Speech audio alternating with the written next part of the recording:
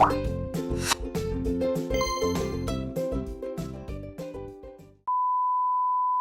guys, ciao and welcome sa panibagong video. And before anything else, gusto ko po palang humingi ng paumanhin sa aking mga subscribers because it's been a while na hindi ako nakapag-upload ng vlog.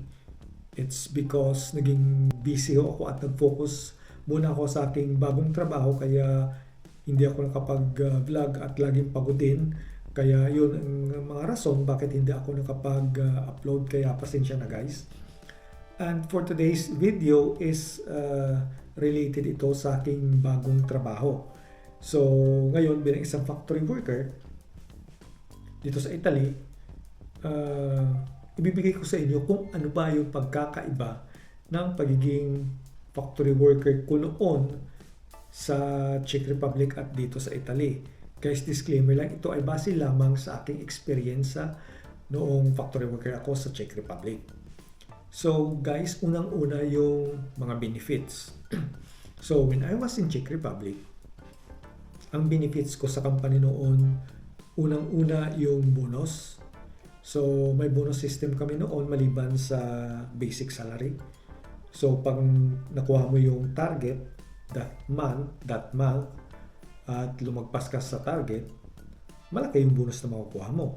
Kung hindi ka umabot sa target, depende sa output mo naman, doon magbabase yung bonus mo. So, kung maliit yung output mo, maliit din yung bonus mo. Kung wala ka masyadong output, minsan wala ka pang bonus. So, yun yung benefits. Maliban dyan, is libre yung airfare namin pag nagbakasyon sa Pinas. So, yung company na yung na-shoulder ng pamasahe. Meron kaming 20 days, I think, 20 working days leave with pay, ganyan. Free yung accommodation. Of course, kasama yung mga bills na dyan, electric, gas, water, etc. Free yung transportation. So, like for the first 3 years or 2 years, I think, halos 100% is yung company yung nagbabayad ng transportation sa public like bus, tram, etc. Kasi meron namang pass na yan. Yung basta yung niluludan sa mga taga Czech Republic, alam mo yan, kahit dito sa Italy meron din ganyan. At like after few years yata, parang naging half na yung sa amin, half na yung binabayaran ng company. Hindi na naging 100% na sila na yung nasagot ng transportation. Ano pa ba yung naging benefits doon? Sick leave.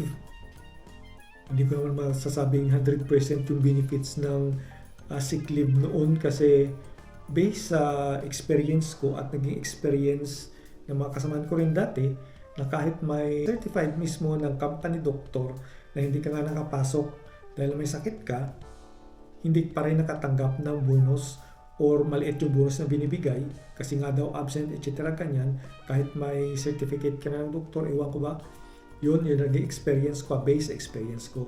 Experience ko nga dati, nag-sick leave ako, nagbigay ako ng certificate from the doctor. As in, hindi talaga ako binigyan ng bonus. Kahit kinausap ko na yung supervisor, team leader, na ganito ganyan, hindi ako nakapasok. Parang wala lang, parang nakikipag-usap ka lang sa hangin. So, yun yung naging experience ko sa Czech Republic when I was a factory worker at yung naging benefits ko noon.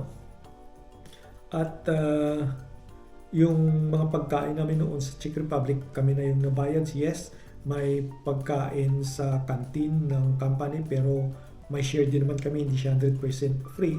At pagdating sa accommodation, sagot din naman namin yung pagkain.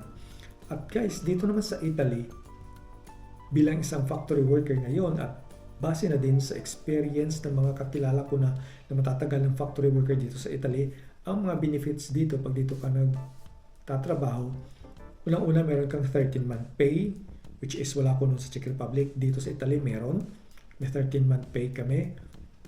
Like, of course, equivalent of your 1-month salary every December. Maliban dyan is merong separation pay dito sa Italy na wala kami noon sa Czech Republic. Wala kaming separation pay noon. Dito meron na equivalent naman ng 1 month salary mo every month. Yung like halimbawa, nagsahod ka ng 1.5 monthly.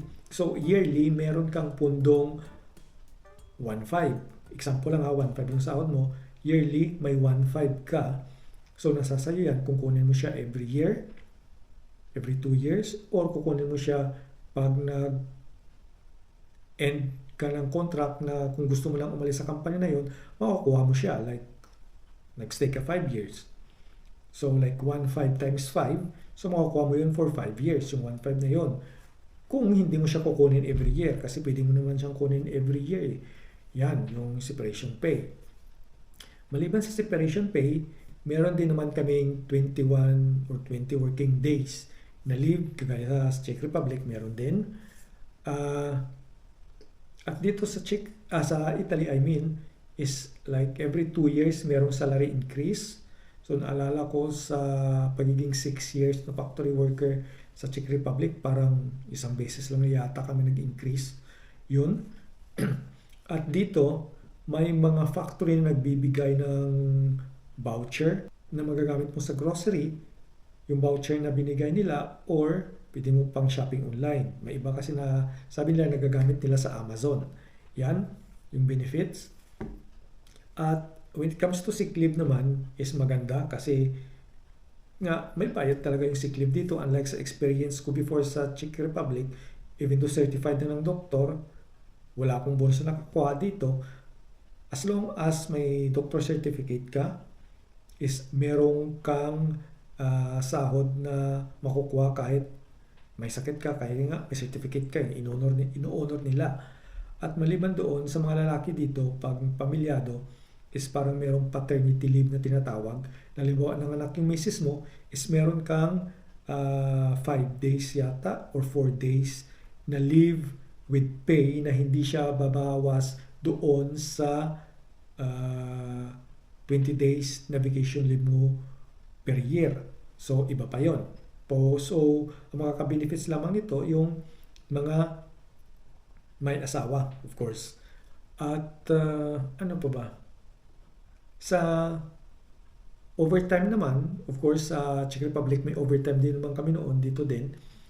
Pero, sa Czech Republic, pag hindi ka nakakuha noon ng malaking bonus, kahit may overtime ka pa, parang hindi mo siya ramdam. Kahit ilang oras pa yung overtime mo na yun, parang hindi mo siya ramdam. Dito sa Italy, ramdam mo talaga yung kita mo na maganda pag nag-overtime ka. Maganda talaga for me yung benefits dito ng pagiging factory worker when I was in Czech Republic. I don't know sa ngayon kung maganda na rin ba yung benefits. So sa mga nanonood or nakapanood ng video ko na to, na nasa Czech Republic, paki-comment nyo naman kung maganda na ba yung benefits ngayon unlike sa or compared sa mga benefits namin noon. Yan. And when it comes to salary, of course, sa Czech Republic, ang pera doon is Czech crown. Of course, yung salary, Czech crown din. Czech crown yung gastos. Dito, euro yung kita. Of course, euro din yung gastos. But dito sa Italy, kami yung nasagot ng bahay, kami nabayad ng bills, kami nagastos ng transportation. So, parang yun yung pagkakaiba kasi doon sa Czech Republic is libre lahat. But sa salary, for me, this is like based sa aking naging experience. Mas gusto ko dito sa Italy kasi parang ramdam ko talaga yung hindi naman sa pagmamayabang, yung kita at benefits. Even though noong naging domestic ako dito or caregiver, is meron na din kaming 13-month pay at separation pay at meron din kaming 20 days na vacation leave per year na mabayad. Kahit domestic ka dito sa Italy, ganyan. Parang pareho lang kayo ng benefits ng nagtatrabaho sa factory. So guys, again, disclaimer lang. Ito ay base lamang sa aking experience bilang naging isang factory worker noon sa Czech Republic at ngayon bilang isang factory worker dito sa Italy at base na din sa experience ng mga kakilala ko na matatagal ng factory worker dito sa Italia.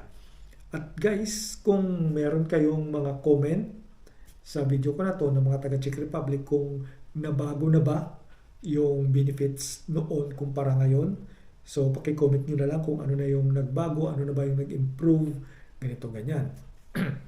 At guys, hanggang dito na lang yung vlog ko na to. I hope na nakabigay ako sa inyo ng konting idea kung ano ba yung pagkakaiba ng pagiging factory worker sa Prague, Czech Republic at dito sa Italy base sa aking experience, no? So kung meron kayong mga comment, no, is i-comment nyo lang yan sa baba. Kung hindi ka pa nakasubscribe sa akin YouTube channel is mag-subscribe ka na at i-hit mo na yung notification bell. At kung nagustuhan mo yung video ko na to is i-like at i-share mo na din. So guys, maraming salamat sa inyong panonood. So hanggang dito na lang. Dito na magtatapos yung vlog ko na to at kita-kits tayo sa susunod.